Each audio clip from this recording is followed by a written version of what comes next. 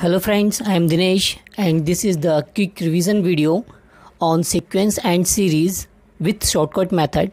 In this topic, we covered sequence and series, arithmetic progression, arithmetic mean, result of AP, geometric progression, geometric mean, result of GP, harmonic progression, harmonic mean, arithmetic geometric progression, sum of natural number and summation of series by the different methods.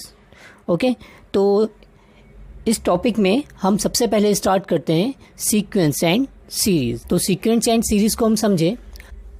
A functions defined on the domain n where n is the set of natural number with codomain r where r is the set of real number or c the set of complex number is called a sequence. Okay तो जो sequence है वो एक defined function का outputs होती है. अगर कोई हम एक डिफाइंड फंक्शंस कंसिडर करें और उसके अंदर हम कुछ डोमेन इनपुट्स दें, ठीक है, तो उन इनपुट्स के करस्पॉन्डिंग जो आउटपुट्स मिलेगा, आउटपुट्स मतलब कोडोमेन, या इसी को हम बोलते हैं रेंज. ठीक है, तो वो कोडोमेन और रेंज को अगर हम किसी एक ऑर्डर असेंडिंग या डिसेंडिंग डोमेन और रेंज को अरेंज कर ले असेंडिंग या डिसेंडिंग ऑर्डर में, तो उस ऑर्डर को हम बोलते हैं सीक्वेंस. ओके और इसी सीक्वेंस को अगर हम सम फॉर्म में लिख दें, जो आउटपुट्स आए थे हमारे पास, suppose A1 A2 A3 up to AN, तो इन आउटपुट्स को अगर हम सम या फिर डिफरेंस फॉर्म में अगर इस तरह लिख दें, जैसे यहाँ पर मैंने सम फॉर्म में लिखा है A1 plus of A2 A3, then S is the corresponding series. A series is finite और infinite according to the number of term in the sequence is finite or infinite. Okay clear है यहाँ तक concept. तो हम sequence मतलब sequence generate कैसे होती है, एक डिफाइंड फंक्शन में हम इनपुट देते हैं, डोमेन जो हमारी डोमेन होगी सेट ऑफ रियल नंबर, उस डोमेन के करस्पॉन्डिंग कोडोमेन हमको मिलेंगी, तो उन कोडोमेन को हम अरेंज कर दें असेंडिंग या डिसेंडिंग ऑर्डर में, तो हमको सीक्वेंस मिल जाएगी. ओके और उस जो सीक्वेंस है उनके सारे टर्म्स को अगर हम समेशन या फिर डिफरेंस फॉर्म में कुछ इस तरह रिप्रेजेंट कर दें, तो वो जो सीक्वेंस थी उसे अब हम कहेंगे सीरीज. ओके तो जो सीरीज होती है या तो वो इनफाइनाइट होगी या फिर इनफाइनाइट होगी, डिपेंड्स करेगा सीक्वेंस कैसी. अगर सीक्वेंस फाइनाइट है तो सीरीज फाइनाइट होगी, सीक्वेंस इनफाइनाइट है तो सीरीज भी इनफाइनाइट होगी. तो यहाँ पर सीक्वेंस जनरेट करने के लिए सबसे इम्पॉर्टेंट रोल है कि फंक्शंस डिफाइंड होना चाहिए.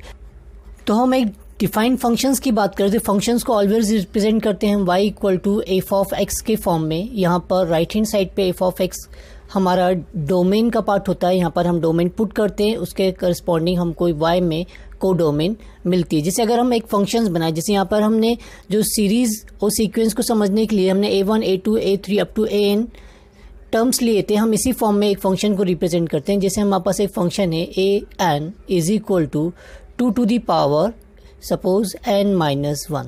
ओके अगर मैं n के प्लेस पे 1 पुट करता हूँ, n के प्लेस पे हमने क्या पुट किया 1, तो मुझे फर्स्ट टर्म की वैल्यू मिलेगी.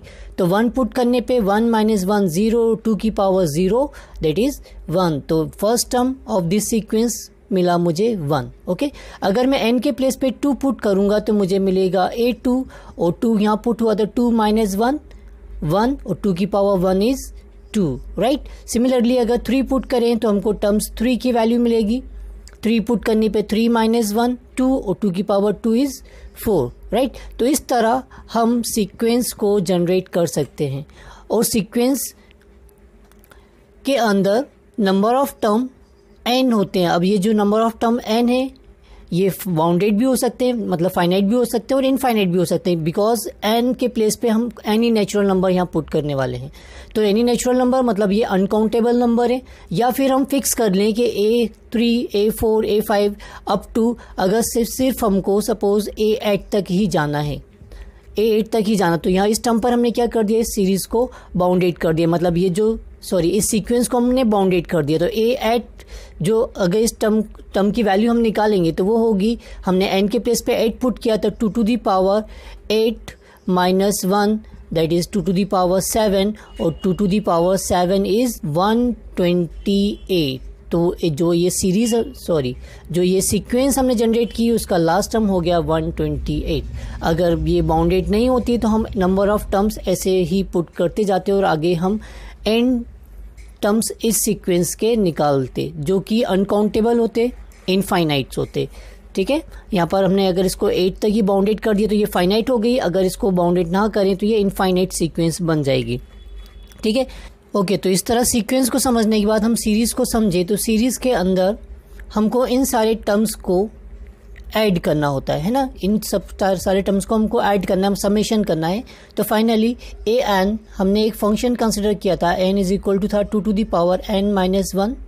ओके, अगर सीरीज हमको निकालना है तो हमको सिंबल यूज़ करना है, summation of N is equal to 1 से हमने स्टार्ट किया था, और सपोज हमको 8 तक जाना है तो हम यहाँ यूज़ करेंगे 8। ओके, ऑफ ए एन, और ए एन की वैल्यू कितनी है, summation of N is equal to 1 to 8 N is equal to 2 to the power n-1।